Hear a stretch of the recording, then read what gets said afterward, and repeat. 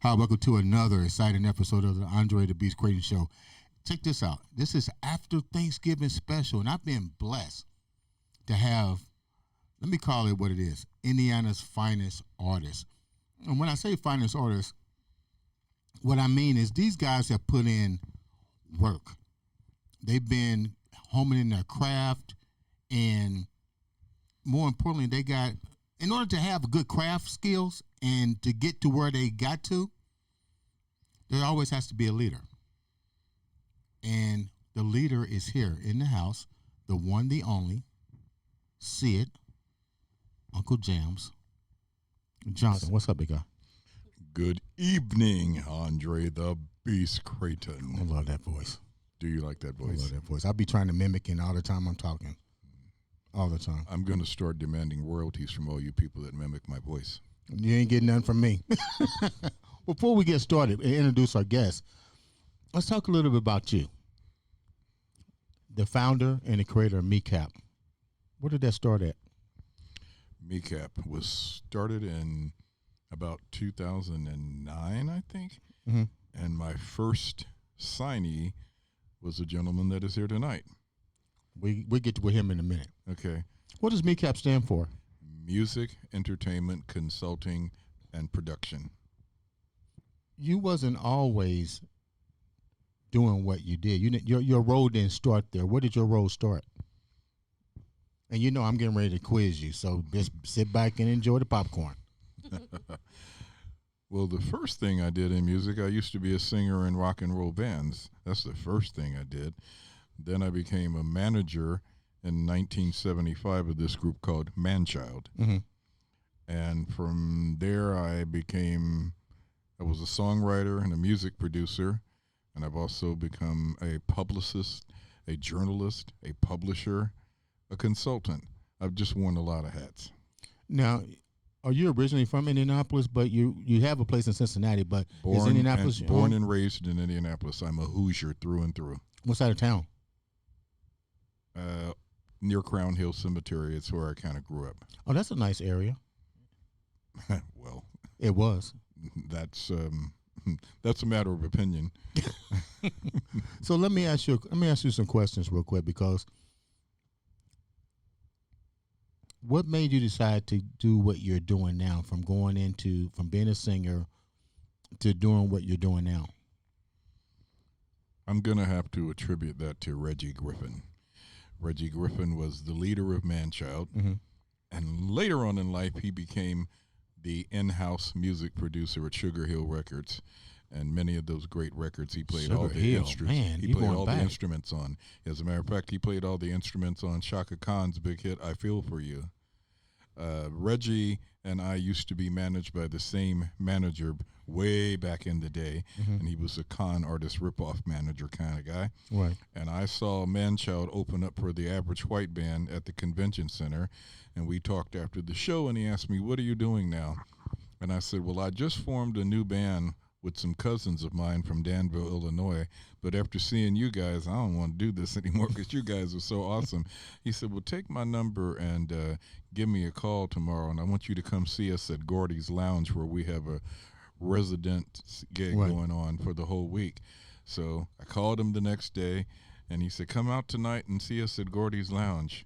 So I went to see him, and after they got through playing at the end of the night, he said, "Sit here for a minute." And they all went downstairs and had a meeting. When he came back upstairs, they surrounded me. I thought I was getting ready to be jumped. And he said, "We want you to join the band and play Briefcase." And I was like, "What?" Mm-hmm. And it was sort of giving an affirmation to the fact that they knew that I knew a lot about business, because I'd done that in college and had worked on a lot of things. So that was in October of 1975. So I hung up the hat of being a performer, more or less, at that particular point in time. I did make another slight re-entry to it in about 1982, I think it was. Mm. But that's really not my thing. I prefer to be behind the scenes. But my first client ever was a guy named Rodney Stepp. because I used to Oh, host my the God. talent shows at Shortridge High School, Mhm. and that's where I first met Rodney. And I knew everybody on the scene, and Rodney used to be one of the stars of our talent shows because he was always a bad guy. Right. And we were just so young then. I don't know that I even knew what the heck I was doing, but I was the manager, and then we were suckered into going out on the road with the stylistics. You And know what I'm getting ready to ask you, right? oh, I'm afraid. Yeah. So we had him here, and it's so funny how the world is. He went to school with my family, Okay. and him and my cousin Wendell were best friends. Okay. Yeah, but he shared with me an encounter that you had that only you can tell. What was that about? And don't lie, because I asked him. I got his phone number now. After we were convinced to go out with the stylistics, we were at one city on the tour, and some fans came up and said, these are not the stylistics, because they had an album cover of the real stylistics. So we were out on tour with some fake stylistics. Really? And when I confronted them about this, there was some firearms pulled and said, you guys are doing this tour or else. Okay. So we continued along with the tour. We got to Louisville, Kentucky, and the people started rioting at the concert when they realized it was the fake stylistics. And we literally had to dive off of the stage to save our lives. Rodney and I have been trying to figure this out. We don't remember how we got from the venue to the Greyhound bus station, but we hightailed ourselves back to Indianapolis, and at some point in time, somebody came with a U-Haul truck or whatever and Right. picked up the equipment, but it was scary, and we never heard from them again. I mean, it was really scary. Yeah, he said it was a scary event. My question to you, let's go back a little bit. You mentioned that they had a briefcase meeting for you, basically. Yes. How skilled was your skill set with that position? Did you take the position knowing that you was going to home in on your craft? And how polished was your craft? Or did you just say, I'm a do whatever it takes to be good because now I got this opportunity? Well, I had been hanging around Sunshine Promotions, who were the top music promoters in Indianapolis. And back in that day, I really liked a lot of the rock bands and all the major rock stars. Sunshine would bring them to town, and they even brought them to the college that I went to. So I got an opportunity to look over contracts and see what a contract writer was like and know what was going on.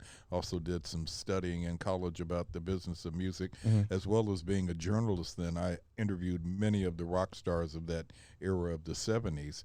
So Give me an idea of who was in the 70s. Johnny Winter, Edgar Winter, 10 Years After, Janis Joplin, just, on and on, And I got to meet all of these people. I mean, I've met many of the major rock stars. So hanging in that kind of circuit, I got to know a lot about the business and how things should work. So when I took over Manchild, they weren't doing contracts. They were doing nods and winks. And so now we had contracts, and the club owners didn't like me. How difficult was it for them to learn your new system? Because you're learning your craft, and you definitely don't want to see your clients get screwed over. Oh, they didn't like it, Andre. They didn't like it Really? one bit. As a matter of fact, I remember, I'm not going to call his name, but, two of the club owners called Reggie and said, we don't want to deal with that British proper talking dude. We'd rather still keep doing business with you. And Reggie was like, hey, he's our manager, and that's just the way it is. I mean, I made him sign contracts, and, that's kind of the way it is. And a lot of people have problems with doing business the right way. Yeah. And we can be cordial, but I want you to be about business. Let me ask you a question here. What were they liking, the band itself, outside of not having the entrepreneurship to be contract savvy? Like, what other things were they liking? Now, the reason that I'm asking this is because we're going to get into the shift here with new artists and to compare the time that you started to these guys right here? I looked at Manchild as being very popular in the urban community, and my desire with the talent that I saw in that group, because as you probably know, Babyface ended up being in Manchild, and I knew there was something special about him, and I thought that we should be able to upgrade the professionalism. That's what I wanted to do.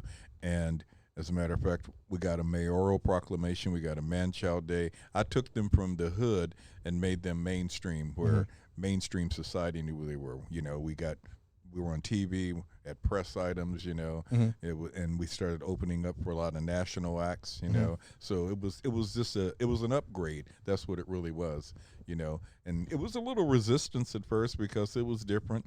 You know, some of the outfits some of the guys wore, I was like, no, that's not going to work. Right. You know, I think sometimes artists get it twisted. It's not my personal point of view. I'm looking at the big picture objectively and what you need. Because personally, if you don't care, I shouldn't care. Yeah. But when I look at it from an objective point of view to try to get your brand right, I'm trying to give you that thing that I think will work across the board. So you can either take it or leave it. It's up to you, because managing grown people is not easy. Right. Because, you know, some people, they don't want to be dealt with like you're their dad or whatever, you know. So it has to be a level of mutual respect that they're willing to realize that what you tell them, that you're telling them for their own good as an artist. When does old school cross over to new school? How do you keep stern with what you got, but then how are you able to adapt to the change that the new artist is having today? Well, I call it old school rules with new school tools. Explain that to the listeners. You know, your expression, if it ain't broke, you don't fix it. Yeah. A lot of the younger artists are missing that foundation. They don't know where it's been. And in order for a man to know, or a woman to know where they're going, they got to know where they've been. So history does have a tendency to repeat itself, because there's kind of like nothing new under the sun.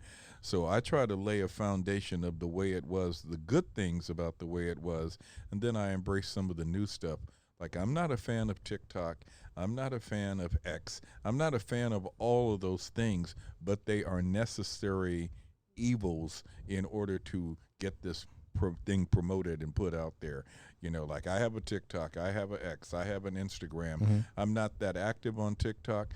I'm not that active on Snapchat, but I have all those things. And every so often I go over there and I get messages and I see people. If I could even get many of my artists who are way younger than I am chronologically to be as active as I am on social media, I think we could have a lot more impact, because that's where we are now. It's a digital world. It's a world that people like to see, and they like to be engaged with you. You know, there's a thing, if you're out of sight, it means out of mind. Out of mind. And so there are over 260,000 pieces of music uploaded every day to the digital streaming platforms. So you are competing with 259,999 other people when you put something out. So what makes you so special? So while you're sleeping, somebody else is woke. Let me ask you a question, and we're going to get with these guests in a minute. You mentioned you're not a fan of the digital social media platform, but let's get real. That's the new technology. That's the new music. Don't misunderstand when I say I'm not a fan of it. That's part of the new that we were talking about. You have to do it. I mean, you know, you've got Patti LaBelle and Shaka Khan and people like that that are on social media. Smokey Robinson, they're on social media. So if you've got people in their 80s on social media and you're in your 20s or 30s and you're not on social media, hello, how do you think it's going to work out for you? So, yeah, you've got to, when I say I'm not a fan of it, I would prefer that we were in a position where music was still physically available, where you could still go and buy a CD, or you could maybe, I don't know so much about a cassette, but at least where you could buy a CD and where people can see the credits of who wrote it, who produced it, who played on the sessions. That's what I think is when I say I'm not a fan. Now you can do what you do, and you can put it on SoundCloud that night and say I dropped a new record. That's what I mean I'm not a fan of it, because then you can make it go viral. Like with TikTok, there are people that are TikTok stars that'll never be real stars. You know, and that TikTok thing can last you maybe a week or two, then the next TikTok star comes along. I like lasting music, stuff that's like, you know, they say beef stew sticks to the bone in cold weather. I like music that lasts, and that's what we try to do here at my label. We try to make songs that are endearing, that have lasting power, and not trendy stuff.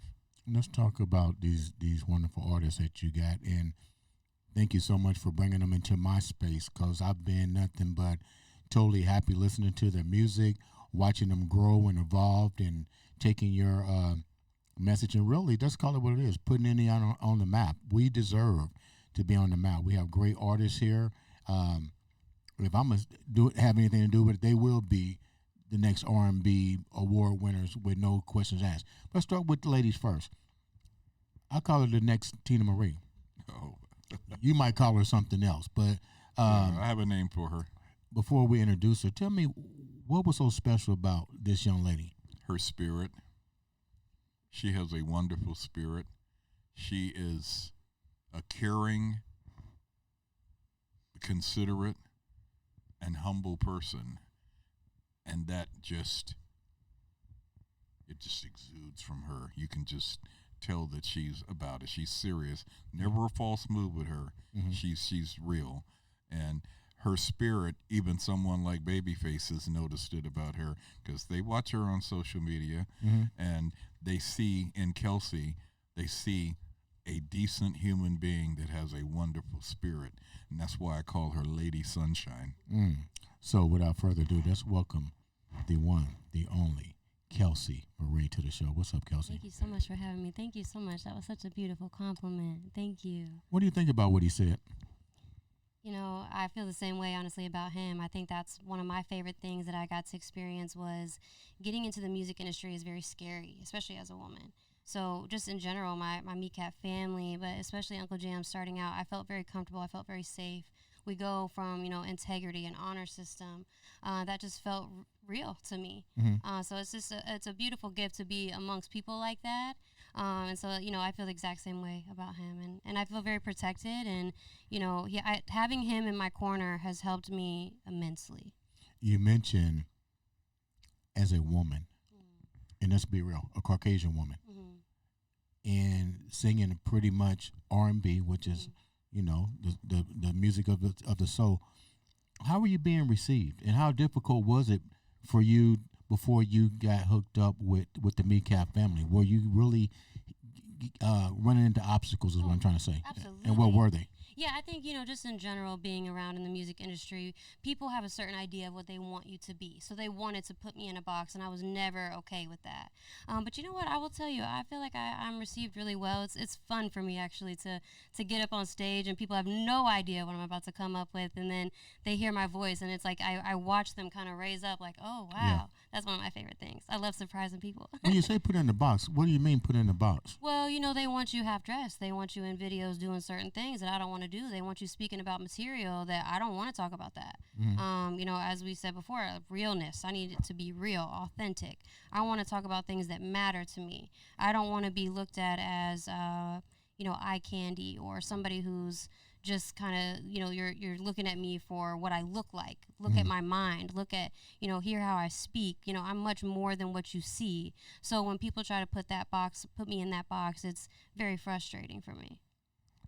Are you the only child in your family? No, but I am the baby of the family. Oh, so you spoiled. No, actually, no, I wouldn't say that, honestly. I wouldn't say that. I'm very blessed, but I wouldn't say spoiled at all. I don't have that that mindset. Where did the music talent come from? Because I asked you off camera your nationalities, and you gave me a whole bunch of things, and I didn't hear no soul stuff. So where did the soul come from? Because you definitely sing with that. I don't care what he calls you. I'm calling you the next Tina Marie.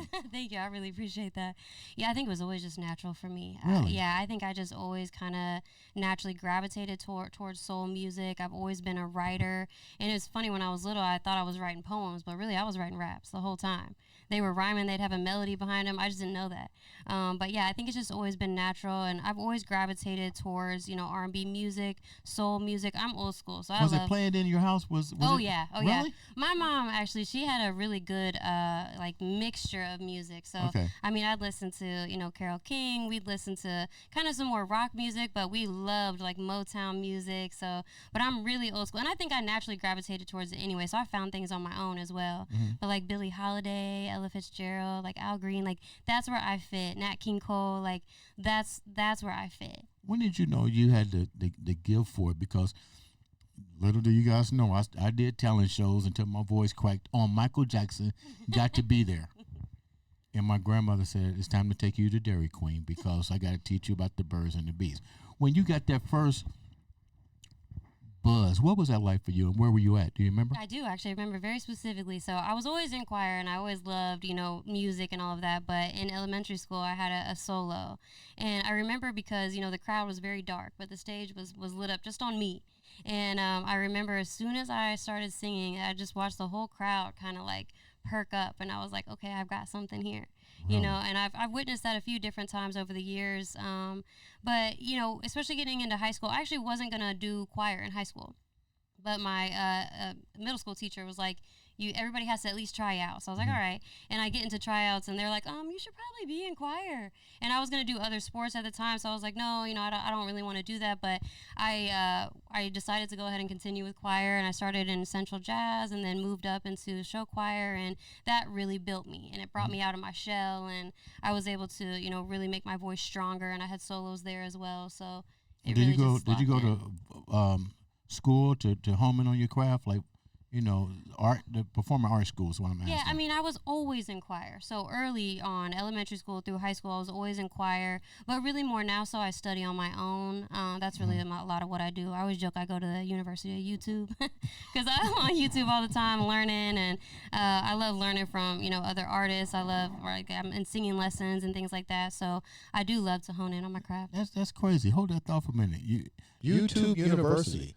What are some of the things you learned off of YouTube? Oh my goodness. Well, I mean, I do learn a lot about music, but I love studying the mind as well. So, I mean, I love to learn about psychology, and I love learning from experts. So I just love to listen to really, amazing teachers that show you all about lots of different things. There's so many cool things you can learn on there. But I would say mostly I love to learn about the mind. I love to learn about people and music. My last question before we get into a group session. What were you missing with your journey up until now, until you met the MECAP family? My team. I needed my team. Okay. It was a really cool. I'll never forget. How I got kind of connected. I was actually driving, and I was saying a prayer. I was like, God, I know music is what I need to do, but I need your help. I need the right people. I need the right team. Mm-hmm. And that's literally when Skip messaged me. And he actually was promoting one of his songs, Hidden Treasures, which became one of my favorite songs. And he was like, what have you been doing with your music? And I was like, I can't find the right team, And he was like, well, I have the right team for you. And really? Here I am, still blessed by him. That's crazy. Yeah, it's a beautiful, beautiful experience. And just having people have my back and, just bouncing off ideas creatively. It's just a family. It's a family here. So I feel supported. I feel heard, seen. I get to just grow in so many ways. Absolutely. It's beautiful. Now, let's go back to Sid and ask you this question. This guy next to me, mind-boggling. Guitarist. I'll tell you how I met him, right? Steve Jefferson had me go to his going away party. He says, hey, Andre, I want you to listen to this kid. And I said, what kid? He said, you'll know him. He'll come in with a guitar and don't leave. Just sit there. So I was getting ready to leave because they didn't have good food. You remember that, right? They didn't have no good food. They didn't got no good food. I'm walking out. But I stayed. He pulled his guitar out, and he gets to playing. And I was like, holy crap. What did you see in this guy? Before I introduce him. Is that much stuff you got to think about? No, not at all. I'm just thinking about my first encounter with him. He was participating in a talent show that concert promoter Gino Shelton was having, where he was looking for an opening act for the Tank concert. And he participated in that with a whole bunch of other people. And he didn't win, but I saw something in him that reminded me of a young Babyface, because he had that guitar. Mm-hmm. And I was like, I think there's something there. He was doing this one song, and he had a tendency at that particular point in time to sort of half do things, and he did the song, and then he stopped at a certain point. I was like, why didn't he keep going? I wanted to hear more, but I was like, well, maybe we can get more out of him. And so that's what I saw in him, was a young Babyface with the acoustic guitar, and then he had a voice, which I thought, okay, wow, we need to be able to do something with this.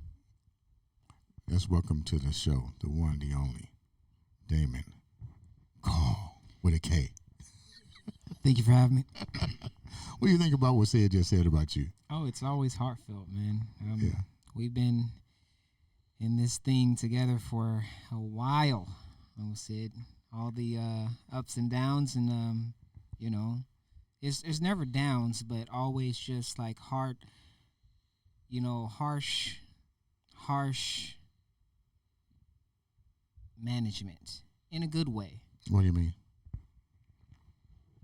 Damon, Don't lie. Oh, I ain't gonna sugarcoat nothing. Yeah, man. don't be sugarcoating I ain't gonna that. sugarcoat nothing, but it's always just like, you know, Damon, you got to do this. You have to do this the right way, or else, you know. And his thing is, Oh, what's the right way? Because he just said the same thing. What were you not doing that he said is the right way? And don't lie. well, I grew up, you know, getting my start in church, and you know, I have the tendency of, like you said, half-ass and stuff. You know, Give me an example of half ass. That's what I'm trying to get to. Listen, I would do half of a song, and I would just stop in the middle of the song. I'm like, all right, I'm done. Really? Yeah.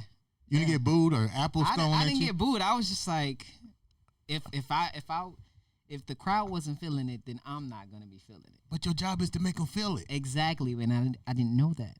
And Uncle Sid, you know, he really distilled that into me, that, you know, that you have to work the crowd with what you have. And, you know, it's a lot of the artists that I follow that have taught me that as well. And even having friends that are in the music industry or in the music business or in what I do, like I started at open mics, and, you know, one time Uncle Sid was like, don't do open mics no more. You don't want to see people play for, you want to give people the free show. You don't want to do that. And then Well, I thought that's what you kind of like get your name out there. But you already had a manager, so he's taking you to a different level, right? and that was before the talent show. Really? I was doing open mics like crazy. Did you like him? Was he getting on your nerve? I mean, he was a good guy. He's good. That's not what I asked you. That's not what I asked you. No. Before you took him seriously, was you about ready to boot him to the side? And not really, because he really, I had no clue who Babyface was in the beginning, and he was okay. like, How old are you? I'm 32. But here's the thing. Before I did the talent show, I had no idea who he was. Right. And he was like, go do your homework and come back to me and tell me what you think. And I was like, I just... You didn't even do your homework? I was blown away. I was blown away. Oh. I found out who Babyface was, and I was like, okay, that's who he's saying I remind me of. Don't ever tell nobody that story. I know. I regret it. I know. I do. But, you know, it's just been a wonderful journey with Uncle Sid. So when he told you and you did your recon and you realized that you was being compared to, let's call it what it is. When you talk music, he pretty much laid the foundation here. Yeah. That's a big name to fill. What's that like for you now? It's like it's what you just said. It's a big name to fill, and you know it's tough because everybody's always trying to compare you to the one and only, and you know it just instills in me that I have to do more and more hard work to get where I want to be, to get to that spot. You know How hard is it, really? How hard is it for you? Because the pressure's on you. It's on Kelsi, on 12. It's definitely on Forecast. You know, but when you're dealing with people like Forecast, you're dealing with a group. That's an individual team. When you're dealing with Kelsi and you're dealing with 12, you guys are individual artists. How much more work do you have to put in to be better? Because you don't have a trio R&B group. You're solo. Well, when you have a team, like Kelsi said, to rely on, everything gets way easier because, you can talk to them about things that, or Uncle Sid talk to him about things that, you wouldn't necessarily talk with, Forecast, since it's a group, or, 12 or Kelsi. But, they all have their little secret weapons of communication there. So Right. Let me ask you a question. You can chime in on this too. Name a time that you guys had to collaborate with each other that you didn't want to bring Sid in, because sometimes you got to take accountability for yourself. He can't carry you around all the time. Just to show the viewers how tight you guys is when it comes to collaborating and really sharing the deep thoughts of being a creative artist. You guys weren't ready for none of this. Sorry, when you sit in these chairs, I'm coming at you. That's a great question. I mean, I really just think if I have a melody in my head that I just feel like Kelsi would benefit or 12 would benefit on, I just be like, look, let's link up and let's do this thing. Let's record it. Let's, record on our phones. Man, can you guys ever get rid of the phone? I remember when we didn't have phones. What did y'all do? You got 25 cents in your pocket. Wow. No, what did it start out with, Sid? A nickel, then a dime, then 25, and then they were gone. Not even a pay phone. Yeah. Then we had a beeper, and you still had to go get a phone. Yeah. Somebody beep you, then you have to go find a phone to Oh call. my God! I used to tell people, get off the phone, man. I gotta make a call. So yeah, if y'all had an idea, y'all just had to remember it and keep it locked in. We your had head. to remember. Write it down. Yeah, you had to remember people's phone numbers. You had to. Mm-hmm. You guys can't even tell me somebody else's phone number. But back to the question. Answer the question for me. I mean, it's, if we have ideas, we can rely on each other. What do you guys say about that? Yeah, I would say the thing that we do is practice on our own. He, like you said, it's like he can't always be like, okay, let me, schedule every single practice. We have to do that on our own. So we have to come together. We have to work on different things together. We have to study on our own. There's a lot that goes in it behind the scenes as well to come and be ready for that performance, So that's a really big part of it, is just that practicing and really working together behind the scenes. Also, I want to chime in on something about Damon. Go ahead. He's had the opportunity to open shows for many major artists. First person that he opened for was Morris Day and the Time at the Vogue. Then he's also opened for Ashanti. He's opened for Babyface 3 times. He's opened for Midnight Star. And he's opened for Keith Sweat and Tank, SWV, the Rude Boys. Am I missing somebody? No, that's I all. think that's it. What was that like for you? Many more to come. What was that like for you? It was a humbling experience. Which one was which is the most one that you remember, and why do you remember that the most? And don't lie. Well, this is the one I remember the most is meeting Babyface for the first time, but also opening up. Did I ever open up a show at the Coliseum, or was that at the? You opened State up Fair? in Philadelphia for Babyface. You opened up for him in Louisville, and you opened up for him at the Walker. But I'm thinking way back when I first met him. You just went to the show. Okay, I went to a show, met him backstage, took that picture, and you can also look at that on my Instagram as well too. It may or may not be there, but it's just a humbling experience, opening up for these artists, and it's a continued growth because you see in your eyes where you want to be. Mm-hmm. I mean, of course, all of us want a chance to get there, but we see the hard work that they put in, everything that they go through, the rehearsals, and when I'm young, so I didn't know that all that had to come where they are right now. You did a lot of half-assing at first, right? I definitely did. Yeah. Okay, so let's go back to Sid, your first artist. I know the story. You can share it once again for those that don't know it. And let me say this: out of all your artists, and I love all of them. This my boy. I mean, we hit it off like, when he first came in, and just, I think what it was is, I like rap artists, but this artist brings a different feel to the rap game, and I don't know what it is. I think it's his poetic style and flow. Tell me about this guy and how he came to be up under your umbrella, your tutelage. Oh, kudos have to go to my late cousin Lamont Smith, because he's the one who introduced this gentleman to me.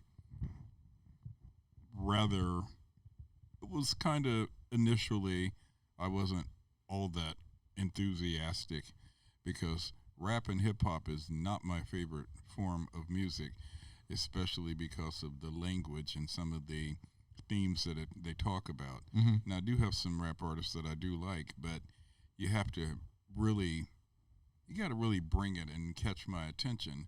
And so Lamont was raving about this guy. And I, okay, can I bring him to the family reunion? So we had a family reunion matinee, and he brought him there. And I was kind of a little dismissive, I think. What do you mean when you say dismissive? It was like, this is my boy 12 and he raps. Oh, hey, okay. That was kind of about how dismissive I felt it was. So Lamont was still pushing for it, mm-hmm. and I think he was thinking, this guy, I don't think he really feels me. So then Lamont brought him to another family reunion we had out of Fort Harrison. He was really pushing this. By now I had heard a little something, because Lamont knew that rap wasn't my favorite thing, mm-hmm. but he was like telling me this guy was like special.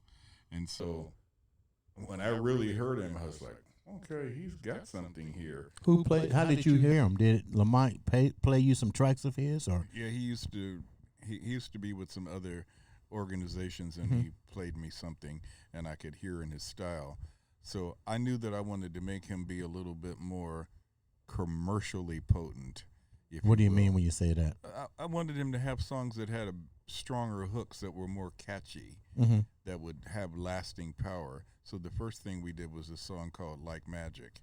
Mm-hmm. And Like Magic was just a killer, especially, there's two demographics that support music the most. Right. That's the female demographic and the LGBTQ plus demographic. Those two demographics support recorded music more so than anybody else. Mm-hmm. And a lot of rappers make music for the hard ankles, for the boys in the hood. Mm-hmm. The boys in the hood don't belong to any streaming outlets, and they don't download anything. So, right.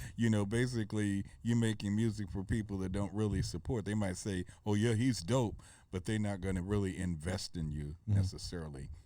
So this guy, in my opinion, he was like a cross. He had the kind of voice that cut through, that was different than a lot of other rappers, but then he had enough street sensibility to where they could relate to it as well, because his style is so formidable, right. And the way he cuts and the way he can just rhyme so fast, do the tongue twisting thing like Twister, mm-hmm. and make you really feel it, Who was your favorite rappers? Like, you said you wasn't a fan of it, but you had rappers that you like. What were the rappers that you liked, and how did they fare to him? Because you're going to compare who you like to him anyway. LL Cool J, okay, is one of my favorites. Andre 3000 from Outkast, Ludacris, because I know both. Well, of those two Ludacris people. can be pretty raw now. Yeah, but I can deal with some raw if you got a lot of talent. A lot of the people that do raw stuff, they don't have any talent. They're just talking a bunch of nonsense, and it sounds whack. Okay. It's like you're just cussing to be cursing. They're just saying super sexually explicit things, and they don't really mean anything. You can say something with some profanity, and it can be profound mm-hmm. in how you put it together. Mm-hmm. But if you're just cussing for the sake of cussing, no, I can't get with that. Because until 2004, when I was dealing with rap, my rap clients did use profanity.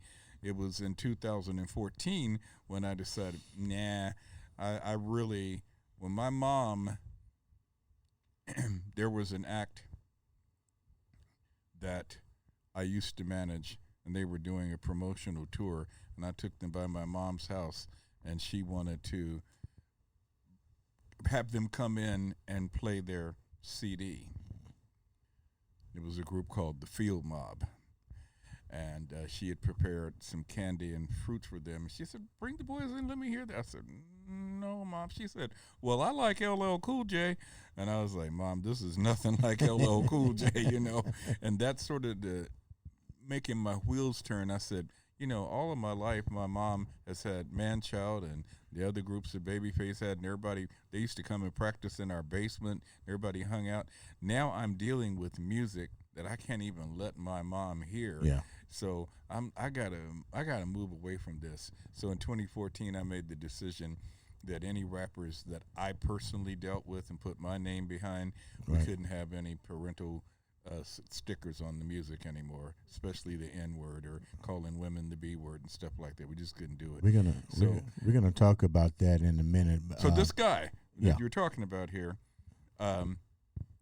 he is my longest running client, and for the most part, he has been, I don't really have any disagreements with Kelsi, but he's been one of my most agreeable clients. We have a pretty good relationship because he's also friends with one of my favorite cousins named Chris, and who was also very close to Lamont. So he came with the recommendation, so he's kind of like family to a degree. So he and I really have not had any knockdown dragouts. We work it out. We've only really had one little moment, and that was recently, but we worked our way through it because we know how to communicate, and it was through communication. I know you ain't gonna sit over there and then try to sugarcoat. What was the knockout? People are listening. Don't leave me like that. Nah. How bad was it? It was a perception about his music video. Okay. And it was a really stupid perception that somebody that even ended up being in the video made a comment. It's like somebody made a reference or an inference about him that was not accurate. Right. And it just kind of blew me away that he said that. So we worked our way through it. It's not even worth a grain of salt to go back through it because we worked it out. And as a matter of fact, the video that we just did, in my honest opinion, is his best one yet, and it was so well put together. So probably that little tete-a-tete and what it ended up being turned into a piece of brilliance, What now? Let's welcome the one, the only, not one, not two, not three, not 4, 5, 6, 7, 8, 9, 10, not 11, 12. What's up, big dog? What it do, man? What do you think about what Sid just said about you, man? Oh, he accurate. He on point. He nailed it. I will say this. What's that? We don't have many disagreements at all. I mean, that was accurate. And we never had, I would call, a drag out. Even that last little spiff wasn't even a drag out. Right. And but before, I mean, we always had our disagreements about certain things, you know what I mean? But we never, I mean, even married couples don't see 100% eye to eye, you know what I mean? So, it is sometimes that we disagree, but for the most part, like you said, we know how to communicate, we know how to squash it. I mean, because we know at the end of the day, we both see the big picture. You know, this ain't about the petty stuff. This is about, like you said, we family, so how many people in here done had arguments with they brothers and sisters or they mom? You don't want to know. You know what I mean? So, yeah, so I mean, that happens. What was your life like before going to meeting Sid? Because you've been on the show. I mean, you shared some remarkable stories. Yeah, deep conversations. Deep. And before he came into you, what was that like for you? Your journey. At that time, I was at a standstill. I had did a whole lot of things with a lot of different groups and different people. I was signed with different record labels. It was a time where I was. I can't say this like I normally say because Sid to be here, he gonna capitalize on stuff. But there were times where it was a time where I was close to being with Aftermath Records and other people, Master P and other stuff like that. I mean, I was around a lot. always backstage of concerts, trying to meet people, passing out CDs, and I was at the time where I was passing out cassette tapes. Right. Yeah, so yeah, but at that moment when I met UncleJamz, I was at a standstill. I wasn't doing anything. I had just I was coming off of a record label called Knock 'Em Out Records, and we had some disagreements about a lot of stuff. And his cousin Lamont kept telling me, "Hey man, you need to talk to my cousin, man. You got to talk to my cousin." I'm just like, and I hear this all the time. You know, y'all artists, I'm sure y'all heard it before, but hey, my cousin, he raps, or my cousin, he does this, and I'm just like, okay, man. Whenever I meet your cousin, I meet your cousin.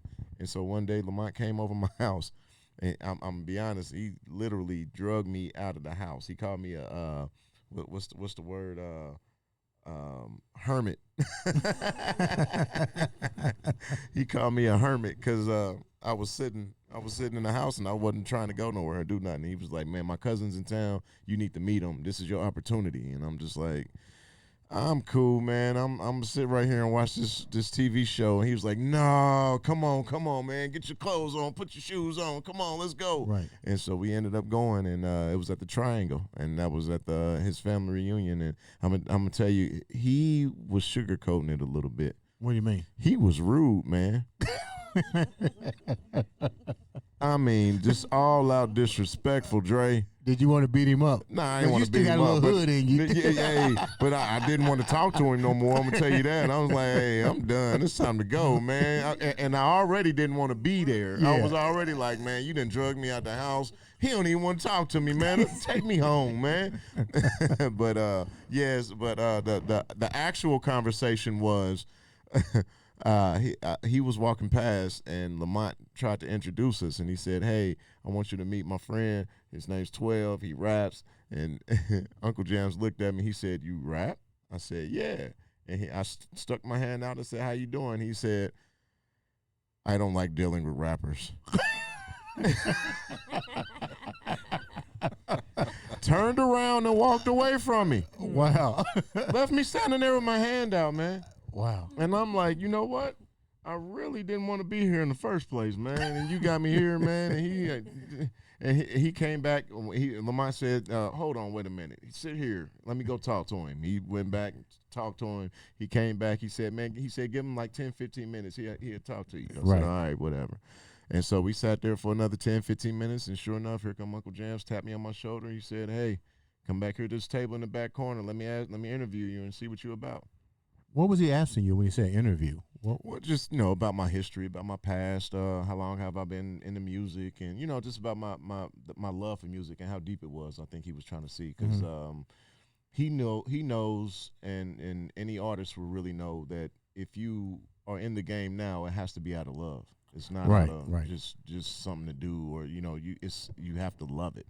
And I think that's what he was trying to see. How deep is your love? Right. Let's go back a minute. I'm gonna ask a couple questions. You shared something that's pretty profound. You've gone to many. You had many opportunities. Let's call it like that, to do different label artists and being with the people. Why do you think that? Why do you think your time didn't happen by being around all of these different rappers and different labels that came to you? Were you just not ready, or why do you think it didn't happen at that particular point in your life? What I think, because of course I don't know, but what I think it is, I think it's all God. That's bottom line. God or maturity or a combination of both? I mean, it's all of it. Yeah, it's a combination of all of it. I mean, but God is on top of it all. He's involved in all of it. But for the most part, it's God that led me to UncleJamz, because this is a position that I'm very comfortable being in. Mm-hmm. The music that we are making today is feel good music. Yeah. And back in the day, like he said, I used to make some pretty gangster gutter. Remember, I got some songs that you said you don't even know how I got my hands on them. How you got it. So yeah, Yeah. yeah, some pretty gangster gutter stuff, and now I'm able to let my family listen to my music, like, you know, and feel comfortable about it. Not, you know, hey, skip this song or skip this part, fast forward that. I don't want you to hear this, or, you know, I don't have to go through all of that. You know, I got a lot of religious people in my family. Yeah. You know, churches and stuff can listen to it. You know, like kids, everything. So I How like hard was it for you to? transition. Well, not really transition, but just think about it for a minute. You know, I know you're deeply spiritual. So how hard was it for you to actually go out? That you had to go out of your comfort zone to do that music. So to speak and to write the way you was writing, were you really writing from your heart, or was you just writing to get a record deal and to put money on, in your wasn't pocket? always spiritual. Oh, okay. Well, I didn't know that. I was deep in the gangsterism stuff. You know. When did that stuff. change? Just I don't know. I'm not even sure. It was during the time of MECAP. Yeah, so it was a transitioning period during the MECAP moment. So when I started off with MECAP, I had one mindset. As of now, there's another. When your mindset changed, do you remember when it happened? Not exactly, because it was so many gradual instances that just, you know, it's life, you know what I mean? And life it hits you in different angles and different aspects. So therefore, it just grew on me. It's just something that just like a fingernail. You don't see it grow. How did that change your writing skill? Because you go from the streets. It was easy. And now he's going, okay, well, you can't do that. I want to market you, which we're going to talk about as we wrap up, is that branding aspect. He wants you his first. Right. And this is like I tell people when I work with them with creating stuff. You either are a brand or we got to make you a brand. Were you ready for him to make you a brand? Okay. I believe I already had pretty much set a brand in play, but I would say, how do you do a plant? You manicure it, you trim it. You know, the dead leaves off of it. Yeah. He clipped off a lot of the dead leaves. Embellished it. Yeah. He polished it. Yeah. You know. How did that make you feel? Now I feel good. I'm honestly. Let me go back. Hold that thought. Let me go back. When you did your first song under his tutelage, what was that like for you, and how did that make you feel? Because you're going from what you used to do to now a whole different craft that's going to basically entitle a lot more emotions than it is street. Well, when I started, I was still in the street. We still was doing the gutter stuff. You can even go back and listen to a lot of my old songs, like Fool and. I know, I've listened to it. But yeah, so it was still that gutter street stuff, but. I just matured. We just kind of like went through the transition together. Once he said that, once he said, you know, I don't want to deal with any, you know, profanity and the N-words and all of that stuff. My mindset was already kind of changing towards that anyway. So that's another reason why I say that's how God, you know, all the stars was lining up perfect. But his first record, Like Magic, was totally clean. Yes. But then he did Full and Drop It Like It's Hot and, he said, and Ball Out. How low? What was this? How Low? Yeah. How low can you go? But we had engaging hooks. Right. You know, there was catchy hooks, but the verses still had a little bit of, you know, a little tang on them. You know, but. It was a process, you know, and it was easy because he was right. He went through a metamorphosis. He evolved as a person. He became way more spiritual, and he became a minister. So he couldn't be doing that kind of stuff. That would be so hypocritical. So it was okay. It was all right. I mean, you know, he's not really compromising who he is by not cursing in his songs. This is who he is. Let me ask you a question before we ask the final few questions. You've seen the new artists come into your fold, a metamorphosis, so to speak. You work with some of the artists such as Kelsi Marie. You work with Damon, Karl. I like the fact that you worked with Forecast. I love Grace. What's that like, and what did you learn from each one of these artists that you've worked with, and how do you bring your style to be so versatile? Because if I'm working with like Kelsi Marie and I know her style is this way, how do I know what I want to write to not overshadow her, but to collaborate and make it look good. The same thing with and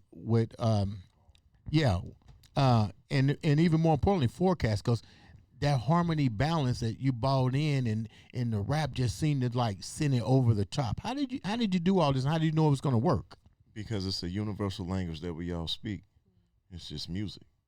And when you know good music, you just know good music. It's not about trying to outshadow or be better or do somebody else. It's just about trying to make a good song or make some feel good music, and that's what we're here to do.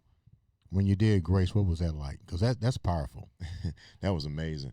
As soon as I got the track, I knew exactly where I was going with that. As soon as I heard it, I know exactly. UncleJamz had sent it to me, and we were on the phone talking, and he was like, well, which ones are you liking? And I was telling him about it, and I was like, that one right there, that's going to be the single right there.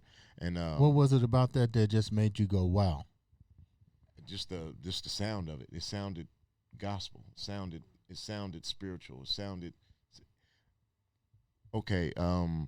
The fact that I was able to do an EP, I was able to express a lot more of my artistry instead of just doing a single. Now, normally we just do singles, which is fine. What's the difference? Because I'm totally because clueless. When you do a single, you're trying to capture everybody, as many people as you can with one song. So I'm trying to capture as many ears as possible because I'm trying to get a popping song, something that people are attracted to. Mm-hmm.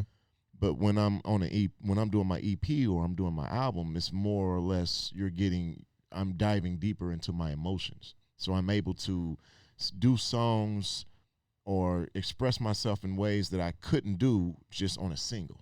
So an EP, if I'm getting this right, is multiple songs. Right. Okay, now I get it. It's like a mini album. Okay. Pretty much.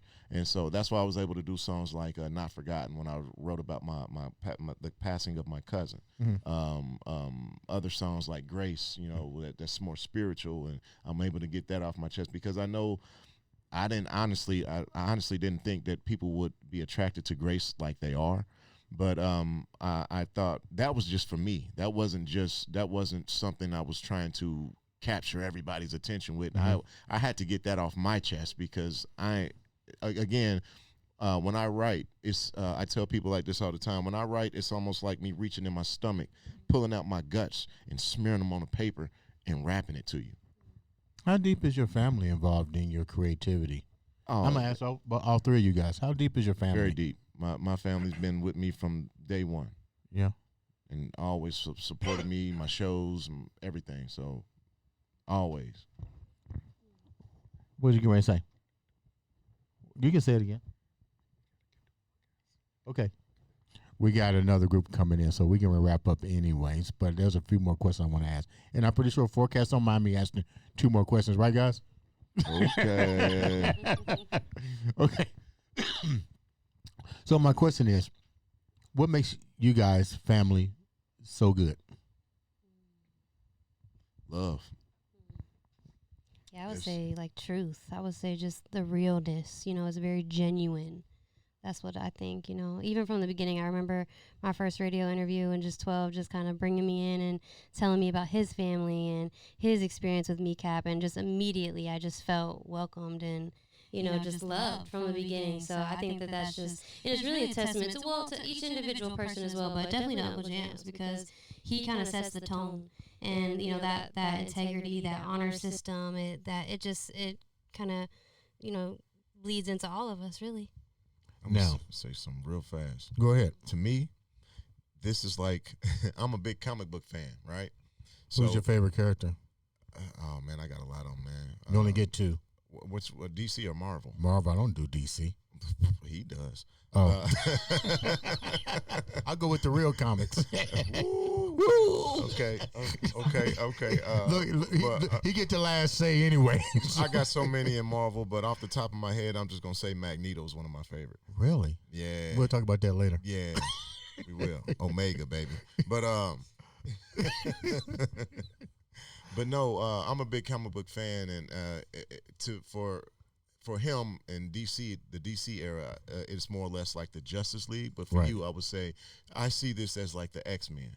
Okay. And that's how I view all music, all artists. I believe that all artists have their own gift, almost like every mutant has their own capability, you know. That's a good way of putting it. Yeah, you know, Wolverine got the claws, you know what I mean? So, you know, that's CJ. He might come in with the claws and, you know what I mean, and get to cutting up, you know what I mean, or whatever, you know.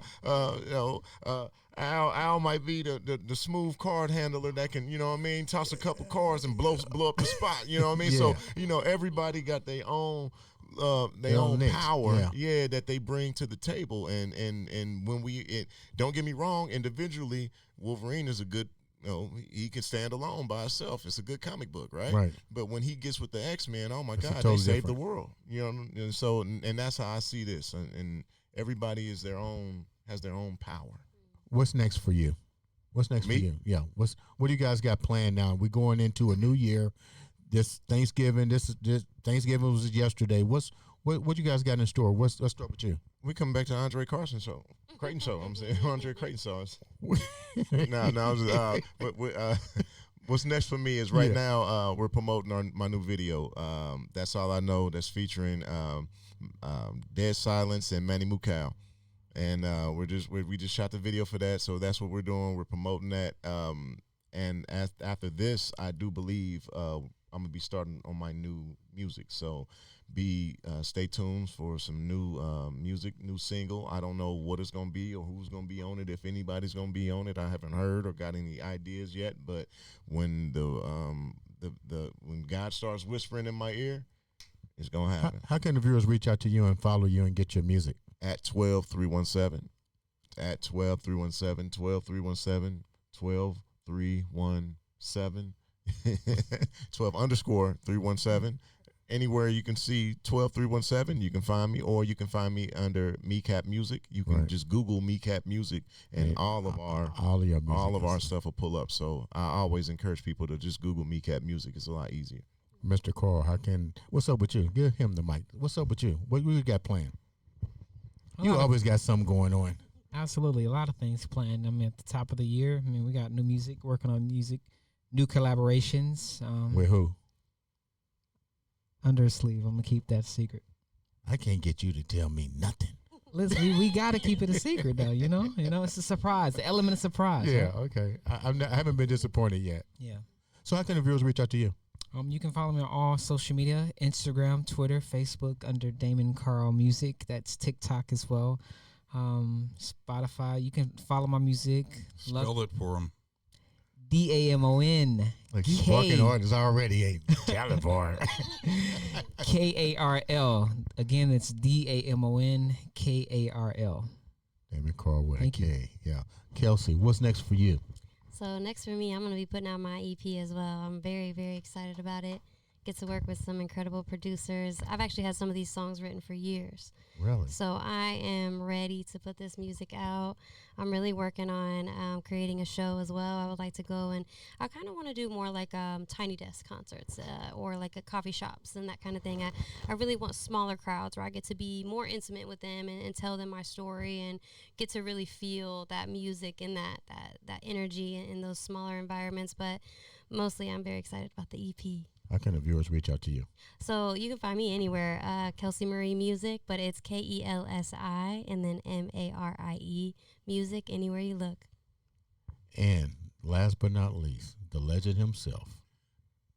We got some things going on with these guys here, with Kelsi, with Damon, with 12. In 2026, in the first quarter, we'll be working on new music. She'll be finishing up her EP. Now we need to get forecasts in here because I got a rap. I'm on a timetable, and they've got some things to tell you about. Ladies and gentlemen, make sure you subscribe, like, share, follow these artists. They're Indiana's own. You guys are welcome to come back anytime you want to. Ladies and gentlemen, like I've always said, this has been another exciting episode of the Andre. Say it with me, guys. The Beast Crayton Show. Show.